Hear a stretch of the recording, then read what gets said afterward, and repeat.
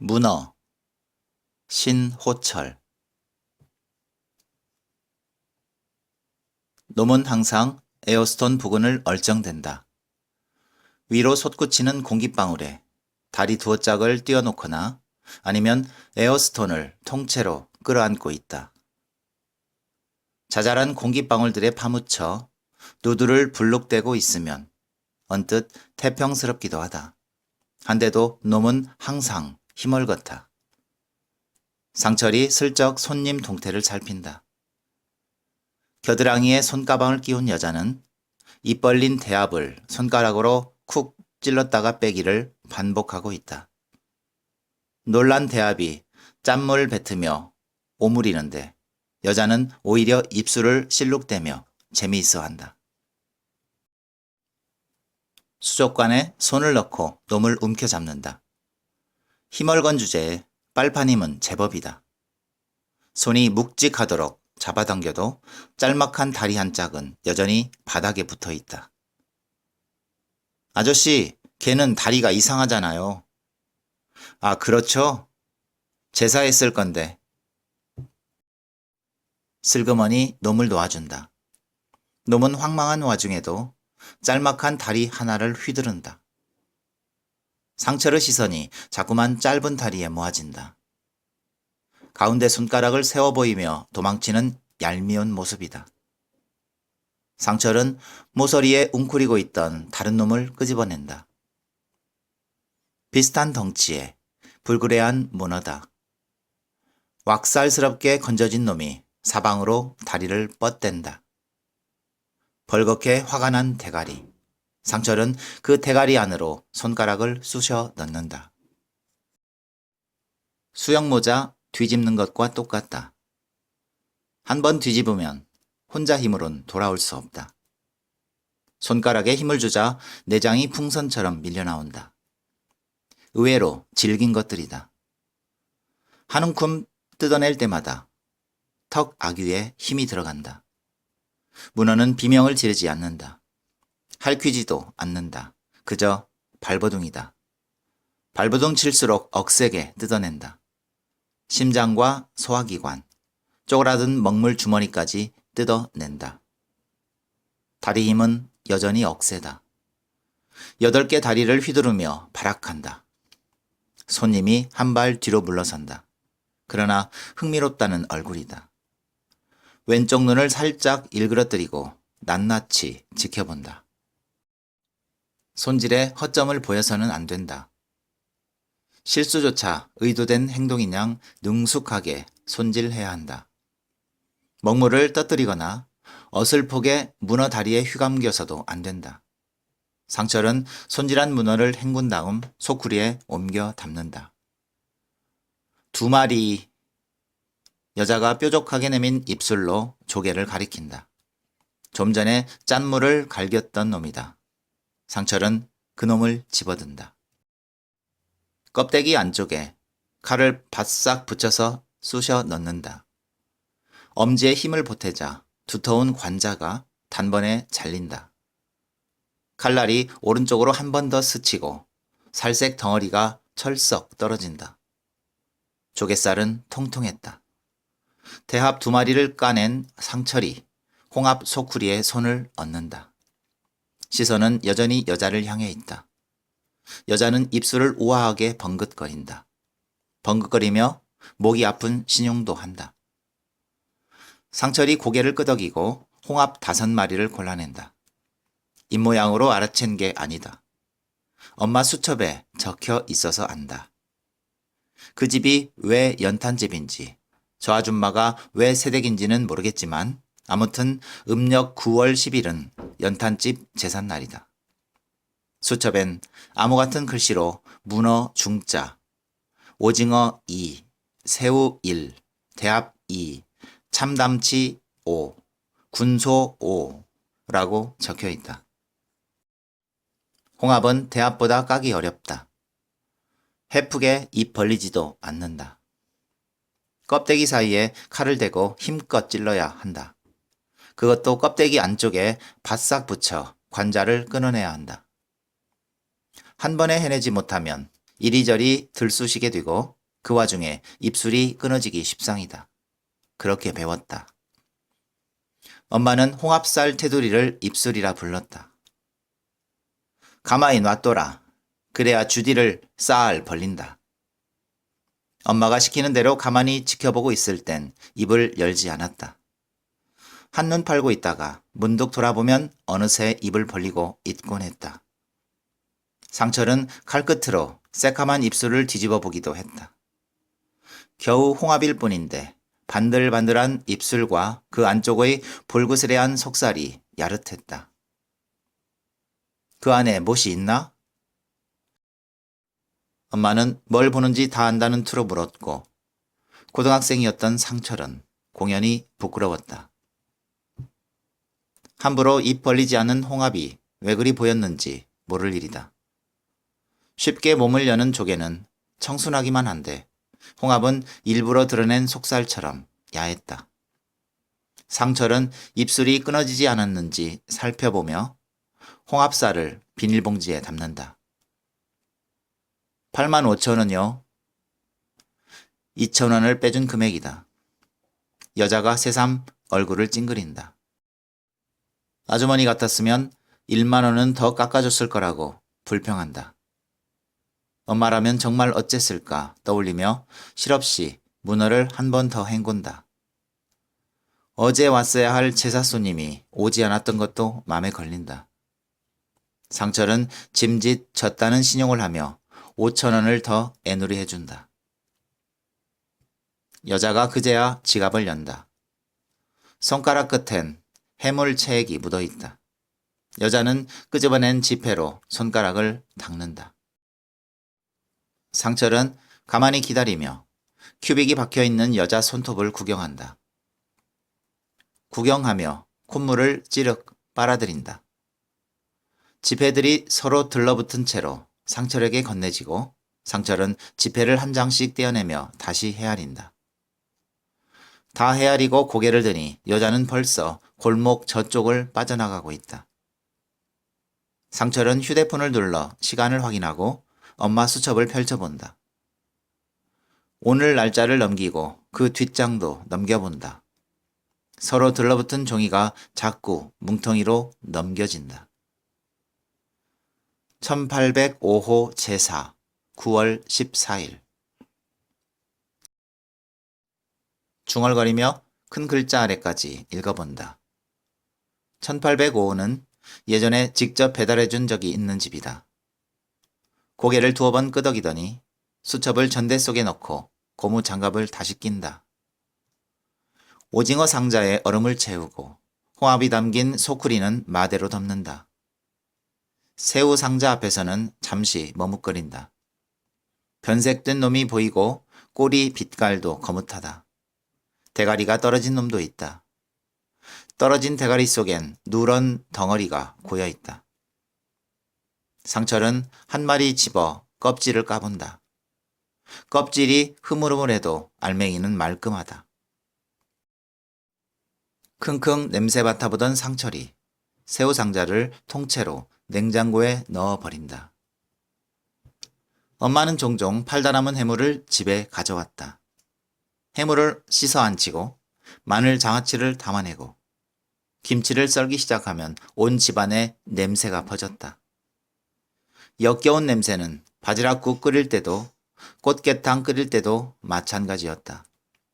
엄마는 진짜 상한 것은 다 골라냈다고 변명했다. 말 그대로 변명일 뿐이었다.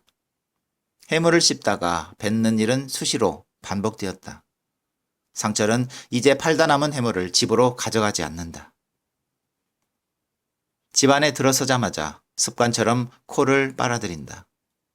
죽은 조개와 오징어 내장, 그리고 오래된 새우를 섞어 놓은 냄새다. 상철은 코를 킁킁대며 벗은 바지를 신발장 옆에 걸고 소매뿌리를 탁탁 털어냈다. 집에 밴 악취를 없애고 싶었다. 제일 먼저 신발장 옆에 걸려있던 엄마 몸빼 바지부터 없앴다. 효과가 전혀 없었다. 다음 용의자는 안방 앉은뱅이 책상 아래 놓여있던 전대였다. 엄마는 전대를 세탁하지 않았다. 끈적이는 지폐가 들락거리던 전대에선 특유의 돈 냄새와 해물 비린내가 풍겼다. 상철은 그 전대를 비닐에 싸서 쓰레기통에 버렸다. 그러나 냄새는 여전했다. 안방 문틈으로 실끈 같은 빛이 새어 나온다. 조용히 문을 열자 훅 하고 구린내가 치민다. 상철은 변기통부터 찾아 두리번거린다. 변기는 서랍장 옆으로 옮겨져 있다. 통 안은 깨끗했다. 센터에서 파견온 간병인이 씻어놨을 것이다. 킁킁대며 여기저기 탐색하던 시선이 안진뱅이 책상에서 멈춘다. 반듯하게 눕혀놨던 책에 누런 얼룩이 스며들어 있다. 엄마가 평소 연습장에 베껴 쓰던 불경책이다. 엄마는 틈틈이 글자를 옮겨 적곤 했다. 굳은 살이 박힌 소나귀 위에서 볼펜은 삽자루처럼 따로 놀았다. 건들거리며 지켜보던 상철은 피식 웃었다. 나무 사만다 못다남 옴 도로도로? 이게 무슨 말인 중 알고 썼는겨? 엄마는 홍합 가듯 입술을 깨물고 끝까지 손을 돌렸다. 마치 그림 그리듯이 길게 긋고 네모를 그렸다. 그렇게 글자를 완성시킨 다음에 상처를 올려보았다. 이기 치매 예방에 좋다대. 엄마는 아직 숨을 쉬고 있다. 턱이 반쯤 벌어져 있고 쌍꺼풀도 살짝 열려 허연 흰자위가 초승달처럼 비친다. 정신을 놓은 것인지 잠을 자는 것인지 구분되지 않는다. 하지만 오른손엔 여전히 손수건이 쥐어져 있다. 손수건 자락에도 누런 얼룩이 묻어 있다. 끝을 잡고 살며시 잡아당기자 맥없이 빠져나온다. 엄마는 정신이 혼미한 와중에도 손수건으로 바닥 닦고 또 그것으로 눈물을 닦았다. 무엇에 슬퍼해서 나온 눈물이 아니었다. 그냥 재워둔 해삼처럼 녹아내리는 물이었다. 상철은 걱중걱중 발끝 걸음으로 엄마 방을 빠져나온다. 보온밥통 뚜껑을 배꼽 열어보고 털썩 앉는다. 맞은편 꽃무늬 벽지에 잠시 시선을 놓더니 벌떡 일어나 숟가락을 챙긴다. 밥을 옮겨 담는 숟가락에서 밥알이 부수수 떨어진다. 밥통을 기울이자 밥덩이가 구르며 모여든다. 상철은 담아낸 밥그릇에 물을 조금 붓고 전자레인지에 집어넣는다. 밥은 아주 뜨겁게 데워졌다. 숟가락으로 가운데 부분을 후비고 날계란을 개어 넣는다. 버터 한 숟갈 떠넣고 간장도 붓는다. 노른자를 터뜨려 비비기 시작하자 밥알이 노랗게 물든다. 고소한 냄새가 번지자 비로소 식탁에 몰려있던 비린내들이 물러난다. 두어 숟갈 떠먹던 상철이 일어나 냉장고 문을 연다. 헐렁한 공간에서 밀폐 용기 하나를 꺼낸다. 뚜껑을 여니 김치는 없고 검붉은 양념만 묻어 있다. 뚜껑을 닫고 다시 밥을 씹는다. 기계적으로 우무적거리며 눈알을 이리저리 굴린다. 냉장고에 붙은 할인 쿠폰, 벽지의 모기 자국, 각질 허옇게 인 뒤꿈치 따위를 더듬던 눈동자가 달력에 와서 멈춘다.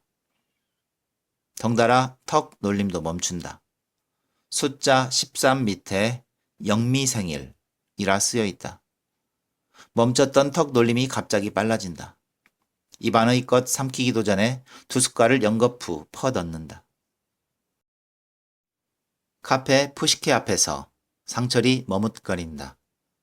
셔츠를 당겨 겨드랑이 냄새를 맡고 손톱에도 코를 대어본다. 비누로 몇 번이나 씻었는데도 냄새가 남아있다. 하지만 손에 든 자그마한 쇼핑백은 그 자체로 향기롭다. 아주 유명한 제품이라 했다. 종업원이 그랬다. 광고 못 보셨어요? 마릴린 먼로가 썼다는 향수. 누가 이렇게 묻잖아요? 잘 때 뭐 입으세요? 그러니까 여자가 이렇게 대답해요. 저는 잠잘 때 이 향수를 입고 자요. 종업원은 손 위로 향수병을 반듯하게 올려 보였고 상철은 눈꺼풀을 3번쯤 끔벅거렸었다. 카페 안은 냄새가 다르다. 플라스틱 냄새 같기도 하고 화장품 냄새 같기도 하다. 양주에서도 비슷한 냄새가 났다. 그리고 막 퇴근한 영미에게선 더 진한 냄새가 났다. 상철이 코를 과장스럽게 킁킁대면 영미는 절대 취하지 않았다며 손으로 입을 가렸다.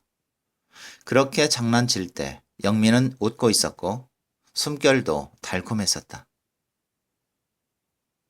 상철을 봤을 텐데 영미는 아는 채를 않는다. 입술만 굳게 다물 뿐이다. 공연히 앞에 앉아있던 손님이 힐끗 돌아본다. 상철 눈은 때마침 손님 손을 더듬고 있던 중이었다. 어두운 조명에도 빛을 발하는 시계에 딱 어울리는 아크릴처럼 투명한 손이었다. 상철은 잇몸을 드러내며 웃었다. 웃으며 쇼핑백을 뒤로 감춘다. 500 하나랑. 상철이 편하지 않게 곁눈질을 하더니 조금 목소리를 높인다. 과일 하나. 과일요?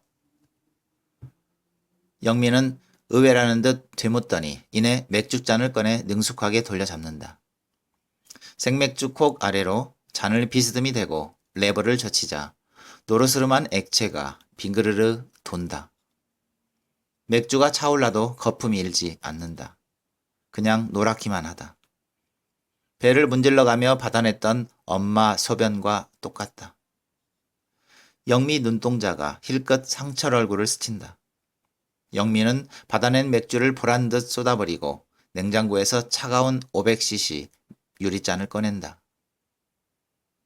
재워둔 맥주는 첫 잔을 빼내도 맛이 없어요. 영미는 새로 채운 생맥주를 상철 앞에 놓는다. 그러나 시선은 맞은편 손님에 닿아 있다. 손님은 상철 때문에 중단된 대화를 이어가는 중이다. 그러니까 가장 이상적인 남녀 관계를 연구한 결과가 뭐냐 하면 말이야. 응? 정수리 벗겨진 손님이 영미에게 자꾸 응 하며 다그친다. 젊은 여자가 나이 많은 남자와 짝을 맺는 거야. 성적 경험과 경제적 조건을 다 갖춘 남자 말이야. 그렇게 살다가 남자가 늙어 죽으면 여자가 모든 것을 물려받지. 그 다음에 곧바로 수총각과 재혼하는 거야. 젊은 남자는 성숙한 여자에게서 경험을 얻고 사회적 기반을 닦는 거지. 어때? 합리적이지 않아? 상철도 곰곰이 생각해 본다. 영미가 뭐라고 대답할까 궁금해하며 영미 입술을 훔쳐보기도 한다. 좀 징그럽네요. 영미 대답에 손님이 벌쭉 웃는다. 웃으며 영미 가슴을 향해 손가락을 꾹 지른다. 허연 손가락이 놀랍도록 길다. 상철 눈매가 짐짓 사나워진다. 징그럽다고? 네가 아직 한참 어리구나. 상철이 처음으로 손님 얼굴을 노려본다. 손님도 벙글거리는 얼굴로 마주본다. 마주볼 뿐 아니라 양주잔 치켜들어 건배하는 신용까지 한다. 희한하게도 희끗한 머리칼, 번드레한 입술이 그의 반짝이는 시계와 어울린다. 상철이 몰래 마른 침을 삼킨다. 영미를 향해 흘깃대며 또 한 번 침을 삼킨다. 주책 없이 움쭉대는 목을대에 영미는 아슬아슬한 장면을 목격한 여자처럼 입술에 힘을 준다. 영미 말대로 하룻밤 재워둔 맥주는 맛이 없었다. 운 없는 손님이 김 빠진 맥주를 처리해 준다면 누군가는 3통의 신선한 맥주를 마실 것이다. 오늘 밤 재수없는 손님은 바로 자신이었다. 얼마나 더 마셔야 생맥주통이 비워질지 알 수 없다. 영미는 자꾸 김 빠진 맥주만 갖다 준다. 유난히 뜨겁게 안겨왔던 날이 있었다. 같이 살자는 말을 꺼내고 일주일쯤 지난 날이었다. 술 기운에 던진 말이었지만 헛말은 아니었다. 진짜로 살림을 합칠 생각이었다. 영미 입술은 빨갛게 부풀어 있었고 그녀는 입술에 침을 바르며 말했다. 우리 혜정이 데려오면 안 돼? 상철이 뭐라 대꾸하기 전에 영민은 지레 목소리를 높였다. 계모 손에 죽은 아이 뉴스 봤어? 그런 나쁜 년이 어디 있어? 욕을 하다가 요즘 혜정이가 자꾸 꿈에 나온다며 손가락으로 제 관자놀이를 꾹꾹 누르기도 했다. 상철은 말없이 담배를 당겨와 입에 물었다. 여느 때 같았으면 같이 담뱃불을 붙였을 텐데. 혼니불로 가슴을 여민 영민은 상철 입만 빤히 올려봤다. 걔 저거 아버지랑 잘 살고 있다며. 잘 살아? 인간 같은 애비였으면 내가 이 짓 하고 있겠어? 앙칼진 영미 말투에 상철 턱에까지 힘이 들어갔다. 상철은 악문 이로 담배를 한 번 더 빨아들이고 연기와 함께 짜증을 뱉어냈다. 지금 우리 형편에 알을 데리고 와서 우짤라고. 지금 어머니도 젖골인데. 상철은 재떨이에 담배를 비벼 껐고 상철을 노려보던 영민은 담배에 불을 붙였다. 이후로 영민은 반듯한 얼굴로 존댓말을 했다. 그런 뜻이 아니었다고 사정해도 영민은 똑바로 쳐다보지 않았다. 쳐다보지도 않고 깍듯하게 높임말을 했다. 저에게 하실 말이 아직 남았나요? 덕분에 존댓말이 이렇게나 기분 나쁠 수 있다는 것을 알게 되었다. 엄마도 상철에게 존댓말을 했다. 엄마는 현관문 들어서는 상철을 와락 붙잡고 뜬금없이 미안해했다. 아이고 웃잡고 이래 일찍 오셨네. 좀만 기다리소. 인자 밥만 안 치면 됩니다. 그래놓고 화장실에 털썩 주저앉아 웅얼거렸다. 엄마 눈동자는 허공에 누구와 바삐 만나는 듯이 불불 날아다녔다. 다행인 것은 조금 시끄럽기는 해도 참으로 얌전한 치매에 걸렸다는 것이다. 엄마는 조용히 과거로 거슬러 올라갔고 결국에는 아기가 되어버렸다. 영미야! 상철이 영미와 시선을 맞추려고 애썼지만 영미는 대답 대신 비워진 잔을 채워준다. 글라스 냉장고에서 꺼낸 새 잔은 금방 뿌옇게 흐려진다. 영미는 생맥주국에서 잔을 멀찍이 떨어뜨려 억지로 거품을 만들어냈다. 영미야! 이번엔 맥주잔 거품을 핥으며 불렀지만 영미는 몸을 돌려 손님 양주잔에 얼음을 채워준다. 상철잔이 빠르게 비워졌다. 영미는 맥주잔을 바꿔주고 얄팍한 김 몇 조각을 내준다. 연거푸 잔을 비웠지만 상철은 결국 새 맥주통의 맥주를 맛보지 못했다. 푸시케를 나선 발걸음이 버스 정류장을 지나쳐 계속 이어진다. 창백한 얼굴이 편의점과 커피 전문점 유리창에 붙어 울렁울렁 헤엄친다. 유리를 타고 흘러가는 제 모습을 쫓아가던 상철이 길게 숨을 내쉰다. 희한하게 일그러졌다가 저만치서 휘리릭 나타나는 놈의 분신술을 따라잡기 힘들다. 놈은 언제나 제멋대로였다. 발걸음이 흔들린다 싶더니 노래방 입간판 앞에서 멈춘다. 짧게 들이마신 호흡이 목구멍에 걸리자마자 울컥 토사물이 쏟아져 나온다. 쇼핑백에 토사물이 튀자 가슴에 안고 다시 토한다. 상철은 맨홀 구멍으로 빠져드는 거품을 구경하며 입을 항문처럼 뻐끔거린다. 목줄을 몇 번 더 꿀쩍거리고 몸을 일으킨다. 걸음걸이가 로봇처럼 어색해졌다. 집에 도착하자마자 식탁에 놓인 우유를 들이킨다. 그러나 이내 뱉어버린다. 싱크대 수돗물로 입을 헹구고 냉장고 문을 연다. 좁은 공간에 갇혀있던 퀴퀴한 기운이 얼굴에 닿는다. 상철은 그제야 전원선 뽑아버린 것을 기억해낸다. 이상한 소리가 났다. 유난히 큰 모터 소리뿐만 아니라 헐거워진 뭔가가 서로 부딪히는 소리, 거기에 끄르륵대는 괴상한 소리까지 겹쳐졌다. 그러다가 예고 없이 또 그쳤다. 방심하기 알맞은 정적이 흐른 후 냉장고의 괴성은 처음부터 다시 시작되었다. 상철은 이틀 밤을 견뎌내다가 결국 전원을 뽑아버렸다. 거슬리는 기계음 때문이 아니었다. 소음 사이의 초조한 정막 때문이었다. 엄마의 정적은 비명 지르기 직전의 숨 고르기였다.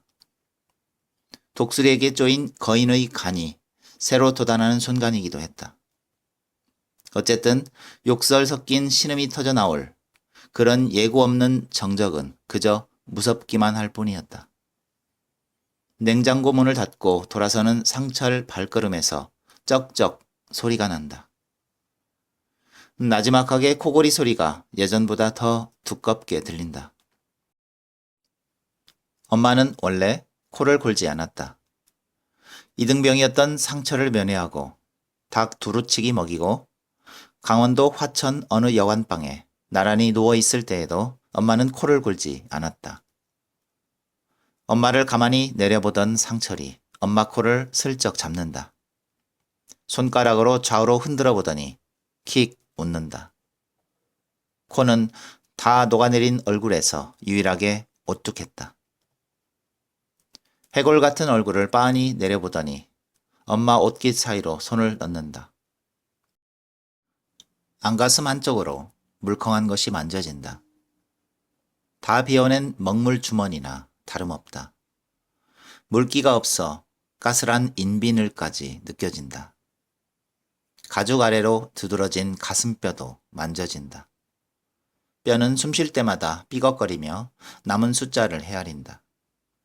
엄마 가슴에서 손을 떼고 이불을 젖힌다. 느슨하게 채워진 기저귀 사이로 골반뼈가 붉어져 있다. 흘러내린 백가죽에는 마약 성분의 패치도 들어있다.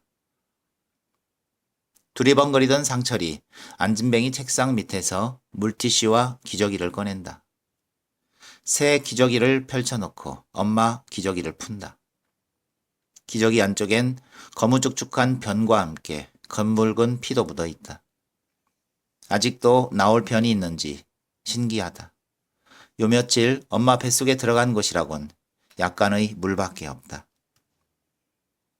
상철은 두 번째 간병인이 그만둔 그날부터 유동식마저 먹이지 않았다. 엄마는 욕설을 퍼붓다가 아야 아야 하며 신음했다. 이틀 전부터는 힘없이 웅얼거리다가 코를 골며 잠만 잤다. 이젠 간병인이 유동식을 떠먹이려 해도 먹지 않는다. 새로운 간병인은 알턱이 없다. 잠만 자는 것이 얼마나 다행인지 아무도 모를 것이다. 굵고 짧은 치매였다.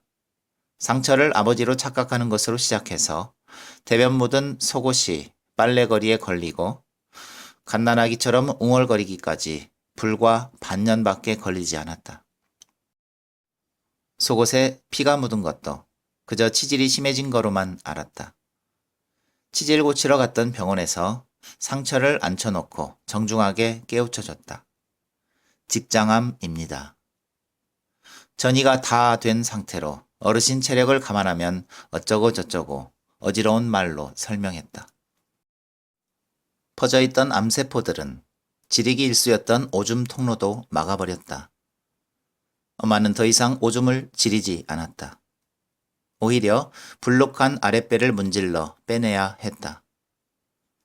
슬슬 마사지하면 어렵지 않게 흘러나오는데 엄마는 공연히 몸을 틀며 할근거렸다. 덕분에 그리워했던 남편뿐 아니라 양복 입고 출근하길 소원했던 아들의 기억마저 배설해버렸다. 아기처럼 변한 것도 잠시, 엄마는 결국 꿈틀대는 걸레가 되어버렸다. 그저 손수건으로 눈물 닦고 신누래진 천으로 방바닥을 문질렀다. 기저귀를 갈아주던 상철이 문득 사타구니를 살펴본다. 무릎을 세우자 말라버린 허벅다리가 맥없이 젖혀진다. 곳곳이 파이고 벗겨져 있다. 헐어 드러난 생살이 쭈그러진 피부에서 유일한 선홍색이다. 상철은 혀를 차며 서랍장 아래 연고 상자를 뒤적인다. 연고를 바르던 상철이 엄마 몸뚱이 한 곳을 빤히 쳐다본다. 오래전에 자신이 통과했을 출구였다. 두 눈을 깜빡대며 한참 동안 쳐다본다. 이 좁아터진 문을 뭐하러 바둥대며 빠져나왔을까 되씹는다. 시커멓게 닫힌 그 문은 두 번 다시 열리지 않을 것이다. 상철이 물티슈를 뽑아 그곳을 닦는다. 문틈에 낀 곰팡이 닦듯이 구석구석 닦는다. 얼음얼음 닦던 상철이 갑자기 서러운 아이처럼 코를 쿡 빨아들인다. 무슨 생각이 들었는지 방문을 벌컥 열고 나간다. 금방 돌아온 상철 손에 쇼핑백이 들려있다. 상철은 포장지를 뜯고 향수 뚜껑을 연다. 코를 갖다 대 깊게 들어 마시고 하 소리내어 뱉는다. 상철은 손바닥을 오므려 향수를 붓더니 마치 광고 장면처럼 양손바닥을 부딪힌다. 엄마, 이게 뭔 중 아나?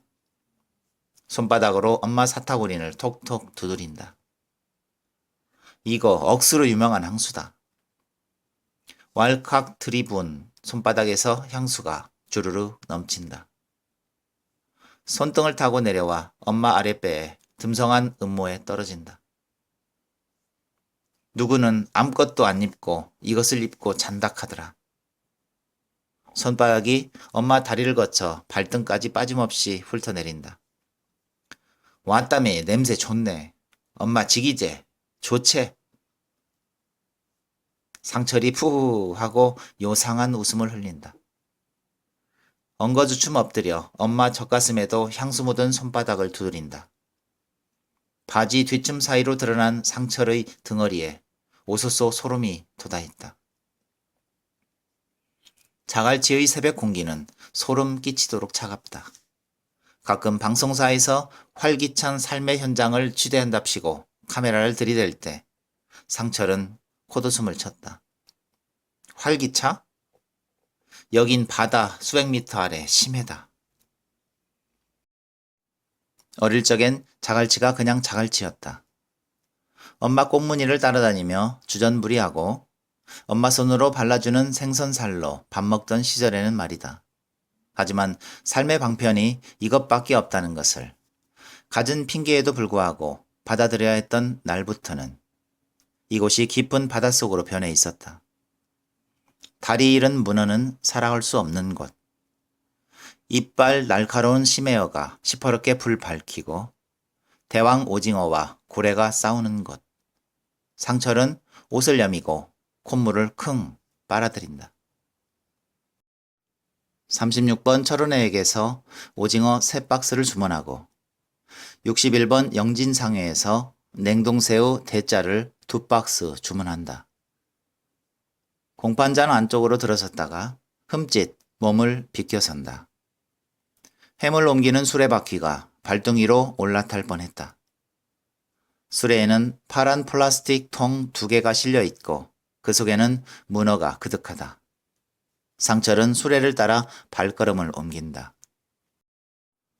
문어는 8번 영식이네 것이었다. 낙찰받은 물량이 많았다. 영식이네가 문어를 빨간 그물망에 옮겨 담기 시작하자 엠모자를 쓴 남자가 카메라를 만지작거리며 묻는다. 사진 좀 찍어도 되죠? 어떻게 이해했는지 영식이네는 엉뚱한 대답을 한다. 문어는 섞어 놓으면 저희끼리 다리를 잘라먹어. 어떤 놈은 제 다리도 잘라먹는다니까? 영식이네는 문어망을 산소 공급되는 물통에 풍덩 던지더니 이번에는 통을 뒤적여 제일 큰 놈을 끄집어낸다. 구경하는 남자가 이야 감탄하며 카메라를 눈에 갖다 댄다. 굵은 다리가 팔뚝을 휘감자 영식이네가 영차 하며 더 높이 들어 올린다. 연거푸 찍히는 카메라 셔터 소리에 영식이네가 활짝 웃어 보인다. 상철은 마음을 바꿔 냉동 문어를 주문한다. 그간엔 일부러라도 살아있는 문어를 고집했는데 가만 생각해보니 바보짓이었다. 수족관 유지하는 비용도 만만찮고 문어가 죽어버려 본전도 못 챙긴 경우가 허다했다. 냉동문어는 팔다 남아도 냉장고에 넣어버리면 그만이다. 아침 겸 점심으로 국수 하나를 시켜 먹을 때까지 시장은 한산했다. 구경하고 오가는 사람뿐이더니 오전 11시 넘길 무렵에서야 바지락 한 소쿠리 팔았다. 그것도 생선집 재봉이 내에 외상으로 줬으니 하얀 패딩 걸친 여손님이 사실상 마수거리였다. 처음에는 그냥 구경만 하고 가버릴 줄 알았다. 한데 여자는 수족관에 바짝 다가가 한참을 굽어봤다. 수족관엔 다리 잘라먹은 놈까지 포함해서 문어가 3마리밖에 없었다. 싸게 해드릴게요. 무심하게 던진 말이었는데 여자가 대뜸 그럼 얼마예요? 라고 묻는다. 떠리로 엄청 싸게 드릴게요. 라고 말하며 상철은 살짝 웃어 보인다. 문어는 수족관에서 건져지자마자 매달렸다. 다리 한 짝을 잃은 문어의 저항은 어설프기 그지없다. 상철은 대가리를 잡으며 고개를 과장스럽게 주걱거린다. 다리 잘라먹은 걸 잘 알고 있다. 그래서 내 애원도 다 이해한다는 투로 고개를 끄덕인다. 대가리 뒤집으려는 순간 먹물이 튄다. 차가운 먹물이 앞치마에서 얼굴까지 흩뿌려졌다. 뿜어낼 것이 남아있다는 것이 신기하다. 어부손에 잡혔을 때 뿜었을 것이고 공판장에서 옮겨질 때 또 한 번 쏘았을 터인데 말이다. 손질을 멈추고 얼굴을 닦는다. 수건에 묻어난 얼룩이 핏물처럼 꺼름직하다. 그러나 상철은 여자를 향해 웃어 보인다. 그 봐요. 문어가 이렇게나 싱싱한걸요. 하는 얼굴로 희죽 웃어 보인다. 하지만 젊은 여자는 상철을 보고 있지 않았다. 하얗고 하얀 패딩에 먹물이 튀었는지 살펴보기에 여념이 없다. 썩 괜찮은 날이다. 싸게 팔기는 했지만 손해는 보지 않았다. 게다가 손님도 심심찮게 드나든다. 길커피 아줌마에게 커피 한 잔을 건네받았을 땐 벌써 저녁 시간이었다. 후후 불며 머금은 한 모금 커피는 달콤하고도 따뜻했다. 마음이 풀어지니 머릿속까지 물렁해진다.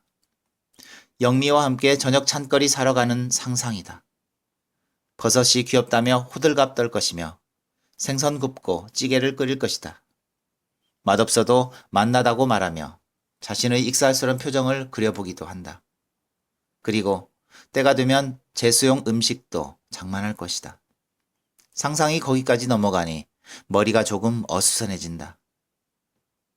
영미는 제사상 차리는 집이 부럽다고 말했다. 진짜? 너 웃긴다. 시댁 제사라면 보통 즐겁한다던데. 상철이 약간 흐뭇한 기분으로 물었고 영미는 상철 어깨에 머리를 기대며 대답했다. 전부 모이잖아. 얼마나 좋아.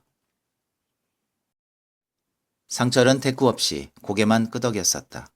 정작 본인은 제사가 탐탁지 않았기 때문이다. 아버지 제사만 해도 그랬다. 학용품 하나에도 벌벌 떨던 엄마가 아버지 제사 땐 넘쳐나도록 차렸다. 그렇게 음식을 차려놓고는 넋두리하고 또 소원을 빌었다. 우리 상철이 공부 좀 잘하게 해 주이소.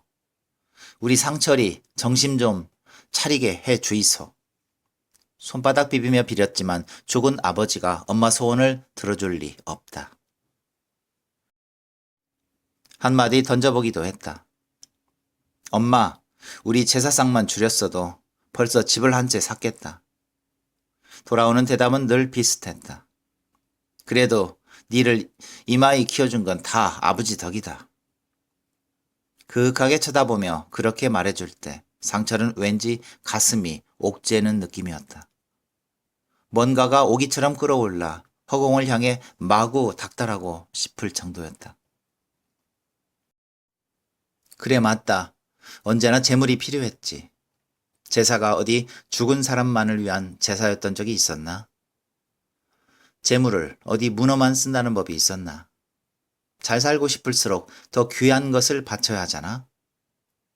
이런 푸념들만 가릉가릉 끓이곤 했다. 보세요, 아저씨. 이게 뭐예요?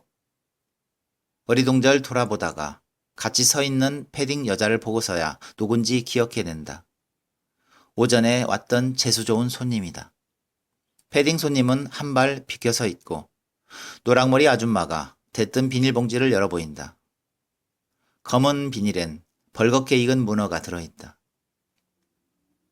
아니 어쩜 이런 문어를 재수용으로 팔아요?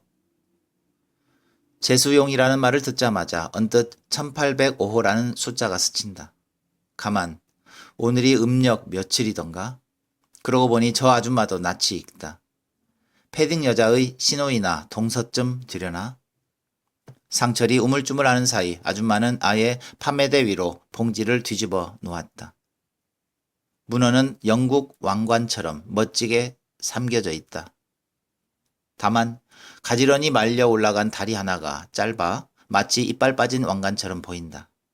그러나 상철도 할 말이 있다. 그래서 싸게 들었잖아요. 데쳐서 썰어 먹으면 맛있다고. 어머머 웃긴다. 아저씨가 언제 그랬어요? 이번엔 패딩 여자가 도끼눈을 하고 나선다. 문어 잘못 사왔다고 얼마나 눈총을 받았는지 오전과는 확연히 다른 얼굴이다. 재수용으로 쓸 걸 알았으면 저도 그 물건 팔지도 않았어요. 장사 한두 번 하는 것도 아니고. 아니 때마다 여기 물건 팔아준 지가 몇 년인데 재수용인지 아닌지도 몰라요? 응? 오늘 당장 제사 올려야 하는데 이거 어떻게 할 거예요?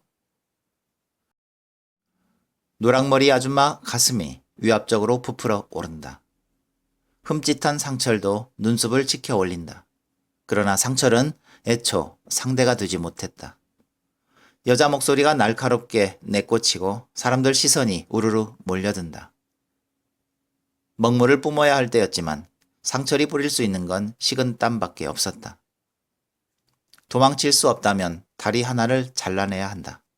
상철은 수족관에서 문어를 끄집어냈다. 문어는 또 발버둥 쳤고 대가리는 쉽게 뒤집어졌다. 두 사람이 떠나자마자 판매대에 놓여있던 냉동 새우가 와르르 쏟아진다. 누군가가 몇 마리 집어 판매대 위에 올려주고 누군가는 그냥 밟는다. 상철이 얼른 나가 바닥에 떨어진 새우를 줍는다. 겨우 두 마리를 집었는데 전화 벨소리가 울린다. 멈추지 않는 벨소리에 다시 엉거주춤 일어서야 했다. 판매대 밑에 쪼그려 앉아 전화를 받는다. 목이 메스나 가까스로 숨을 고른 다음에 여보세요 하고 말했다. 수화기 저쪽 목소리가 가파르다. 그러나 잘 들리지 않았는지 수화기를 왼쪽 귀에 옮겨댄다. 간병인 목소리가 분명하다. 지금 바로 올 수 있는겨? 어머니가 지금 억수로 안 좋아요. 시커먼 먹물이 수화기를 통해 왈칵 쏟아진다. 엄마에게 여기도 상황이 안 좋다고 마구 떼쓰고 싶다. 숨을 놔버린 것 같은데 아이고 어쩌노. 119 부를까 해? 상철은 아무 말 없이 콧잔등에 맺힌 땀을 닦는다. 얼굴은 기이하게 무표정하고 그동안 눈이 4번쯤 깜빡인다. 아입니다. 좀만 기다려주이소. 제가 지금 바로 갑니다. 상철이 몸을 일으킨다. 골목 끝쪽으로 사람들이 우르르 쏠려가고 있다. 8개, 16 다리들이 서로 뒤엉켜 꿈틀대고 있다. 한두 개 먹혀도 재생될 다리였고 당장 배고픔을 위해 잘려나가는 아픔쯤은 감수할 사람들이다. 상철은 짓밟힌 새우를 쓸어 쓰레기통에 쏟아 버린다. 널브러져 있던 문어를 비닐에 담고 새우는 새 박스를 뜯어 챙긴다. 손놀림이 점점 빨라진다. 홍합도 큰 것으로 3마리 까고 오징어와 소라를 손질해서 봉지에 담는다. 상철은 허리를 펴고 판매대를 살펴본다. 바지락 조개를 면밀히 둘러보는 눈이 개운치 않다. 죽은 놈 몇 개를 골라내더니 결국 소쿠리를 번쩍 들어 올린다. 쓰레기통에 떨어지는 바지락 소리가 얼음처럼 얼얼하다. 실없이 부산 떨던 상철이 돌연 꼼짝을 않는다. 가느스름이 뜬 눈도 허공에 굳어있다. 뻣뻣한 눈동자가 습기로 흐릿해지자 비로소 그의 왼손이 조금씩 움직인다. 천천히 휴대폰을 꺼내 번호를 누른다. 휴대폰을 귀에 대고 한참이나 기다린다. 잠시 후 다시 재발신 버튼을 누른다. 바싹 붙인 귀 사이로 통화 연결 음악이 새어나온다. 휴대폰을 귀에 붙이고 무르츠막에 선 상철이 코를 끄륵 빨아들인다. 시선은 어디에도 닿지 못하고 시장 안을 맴돈다. 발갛게 핏발선 눈동자가 문독 수족관에서 멈춘다. 수족관엔 문어 한 마리가 누드를 불룩대며 숨쉬고 있다.